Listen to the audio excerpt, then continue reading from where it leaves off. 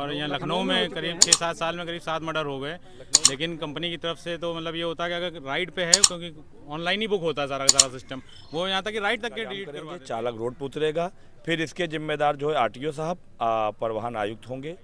दोस्तों, एक बार फिर से हम मौजूद हैं आपके इको गार्डन में। इको गार्डन धरना स्थल है। लोग अपनी समस्याएं लेकर के यहाँ पर हुकूमत को और सरकार को सचेत कराने के लिए यहाँ लोग आते रहते हैं और बात करने के लिए संयुक्त संघर्ष मोर्चा जो लखनऊ का कैब एसोसिएशन है उसके ड्राइवर हैं और अध्यक्ष भी मौजूद हैं। अध्यक्ष हैं आप, तो उनसे बात होगी। ये इस तरीके से आप लोग खुद भी समझदार हैं, अगर वीडियो देख रहे हैं तो उसको जम के शेयर करें। इसलिए शेयर करें क्योंकि जागरूकता ही आपको बचा सकती है। लोग प्राइवेट नंबर की गाड़ियां टैक्सी में चला रहे हैं, ऐसा कहना इनका है। और अगर आपके साथ ऐसा होता है तो नज़दीकी थाने और पुलिस को संपर्क आप करें।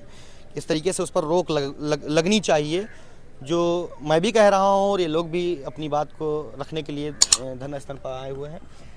सर, ऐसा क्या हुआ कि आपको यहाँ आना पड़ गया धरना स्थल पे? सर देखिए, ये जो कंपनियां चल रही हैं इसमें हम लोग ARTO प्रवर्तन के पास गए, ARTO प्रशासन के पास गए, परिवहन आयुक्त में गए। ये पिछले साल से चल रहा है लिखा पढ़ी वाला काम, और इसमें ये लोग कार्रवाई नहीं कर रहे हैं। जो मुख्य समस्या हमारी है, जो प्राइवेट कार और बाइक है वो बड़ी संख्या में ओला उबर में और इन ड्राइवर में अटैच होकर चल रही हैं। तो मुख्य हमारी मांग ये है कि जब हम गवर्नमेंट को टैक्स दे रहे हैं कमर्शियल गाड़ी लेके, तो इन प्राइवेट वाहनों को उनके प्लेटफार्म पे क्यों चलने दिया जा रहा है? कौन कौन सी गाड़ी, बाइक के अलावा कार भी चल रही है प्राइवेट? जी। ये वैगनआर प्राइवेट भी टैक्सी में लग जी, प्राइवेट भी लग जाती है। और इसका बाकायदा वीडियो, गाड़ी नंबर, इन्होंने एक व्हाट्सएप नंबर भी वहाँ से जारी किया था कि आप लोग उस पर हमको बताइए क्या दिक्कत है, लेकिन कहीं कोई कार्रवाई नहीं है किसी प्रकार की। कार्रवाई तो इन ड्राइवर और ओला उबर पर होना चाहिए अगर वो प्राइवेट गाड़ियों को अटैच कर ले रहे हैं। जी, बिल्कुल। मेरी यही मांग है कि कंपनियों के प्लेटफार्म पे अगर चल रहा है तो कंपनी लाइसेंस लेती है सरकार से। अगर उसने लाइसेंस नहीं लिया तो सरकार को उसको रोकने की जिम्मेदारी है। तो उत्तर प्रदेश में ओला का ऑफिस तो है नहीं, उबर का भी नहीं। तो किससे शिकायत करेंगे अगर कोई क्राइम हो जाता है? क्या करेंगे? कस्टमर केयर तो लगता नहीं। इनका इंडिया में ऑफिस है। इनका इंडिया में जैसे ओला का मान लीजिए नोएडा में है, उबर का भी है दिल्ली में, मुंबई में। मतलब सबसे बड़ा दिक्कत हम लोग को कर रहा है इन ड्राइवर का। ये विदेश की कंपनी है, तो इसने कोई भी ऑफिस यहाँ लखनऊ में, मतलब क्या इंडिया में भी नहीं है इसका, ना कोई कस्टमर केयर नंबर है। ओला उबर का एक बार कस्टमर केयर नंबर है, उससे बातचीत हो जाती है तो थोड़ा हम लोग को राहत मिल जाती है। आप लोगों काम पे काफी असर पड़ा हुआ है? काम पे इन ड्राइवर की वजह से बहुत असर पड़ा है। इन ड्राइवर ने बहुत खराब कर रखा है बहुत खराब कर रखा है इसमें। आप भी ड्राइवर ही हैं? नहीं, मैं भी अध्यक्ष हूँ, RK पांडे जी। पांडे जी, बताइए क्या ड्राइवरों से क्या आपको समस्याएं मिली? ग्रुप के माध्यम से पता चला होगा आपको? समस्याएं बहुत है, निदान कोई नहीं है। निदान संघर्ष ही है। हमको ऐसा लगता है कि संघर्ष ही करेंगे तभी कोई निदान होगा। और बहुत अधिकारियों को हमने अवगत कराया, बहुत इंतज़ार किया। अधिकारी काम करना ही नहीं चाहता है। भले ही योगी सरकार कह रही कि हमारे अधिकारी एक्टिव हैं, 24 घंटे काम कर रहे हैं, लेकिन सत्यता ये है, मैं वहाँ तक बात पहुँचाना चाह रहा हूँ माननीय मुख्यमंत्री तक, कि आपके अधिकारी नंबर 1 के काम चोर हैं और काम कोई नहीं कर रहे हैं। पूरी तरह से भ्रष्टाचार में लिप्त हैं ये लोग। आपने जैसे ड्राइवर का आपका यूनियन में पहली बार आज देख रहा हूँ जिस तरीके से धरना है लखनऊ में। इससे पहले मैं कैब ड्राइवर का धरना इस तरीके से बहुत धरने हुए, शायद आप आए नहीं होंगे। हाँ, धरना पिछले साल भी था। मैं ड्राइवरों की इतनी ताकत मैं जानता हूँ कि दिल्ली में सरकार गिराने और बनाने का काम करती है। ताकत यहाँ भी है। तो यहाँ कहाँ? यहाँ तो कुछ दिखता ही नहीं दिखेगा। नहीं, जैसे आपने कहा कि आधा कुछ लोग चाहते हैं कि ड्राइवर चले, कुछ लोग चाहते हैं नहीं। देखिए, जो अल्प ज्ञानी हैं, कुछ लोगों को ज्ञान नहीं है। अभी नए आए हैं, उनको ज्ञान नहीं है फ़ायदा और नुकसान का। उनको भी दिख रहा है कि बस पैसा मिल रहा। इन ड्राइवर ऐसी कंपनी है जिसकी वजह से हम लोग परेशान हैं। हमारी कमाई पूरा खा गई इन ड्राइवर। जो हमें ओला उबर से बुकिंग मिलती थी, अच्छी राइडें मिलती थी, इसके आने के बाद वो राइडें ही खत्म हो गई। ओला उबर सुना हमने जो है वो ज़्यादा लेती है, चार्जेस जो होते हैं। चार्जेस नहीं लेती। अगर आप चार्जेस ज़्यादा की बात करेंगे तो मैं आपको ये भी बता दूं, जो किराया निर्धारित किया गया था 20 रुपये प्रति किलोमीटर गाड़ी AC होनी चाहिए। ये उसी पैटर्न पे लगी हुई गाड़ियां हैं जो चल रही हैं, लेकिन आज भी 20 रुपये किलोमीटर नहीं मिलता है। जिस टाइम पर मैं देख रहा था इनका ऑफिस जब था कोविड से पहले, तो मैंने इनका एक फॉर्मेट मुझे मिला था, उसमें 10% कमीशन लिखा हुआ था। मगर मैंने ड्राइवरों से सुना है 25-30% तक काट लेते हैं। स्टार्टिंग में उन्होंने 10% लिया, मतलब एग्रीमेंट जितने भी हैं सब 10% के हैं। एग्रीमेंट कोई नहीं है। वो जो फार्म है वो एग्रीमेंट ही मान लेते हैं। हाँ, वो एग्रीमेंट रेडियो टैक्सी में होता था। जब से कैब चालू हो गई, उबर आई, तो वो एग्रीमेंट सब खत्म हो गए, एग्रीगेटर चालू हो गया। ठीक है, एग्रीगेटर अभी लागू भी नहीं है। अभी लागू एग्रीगेटर का लाइसेंस मतलब ये सब सारी कंपनियों की मनमानी है। ये बाहुबली हैं, बाहुबली हैं ये। कोई 5,000 रिक्शे बंटवाए दे रहा है, कोई कहीं कुछ इवेंट्स कराए दे रहा है।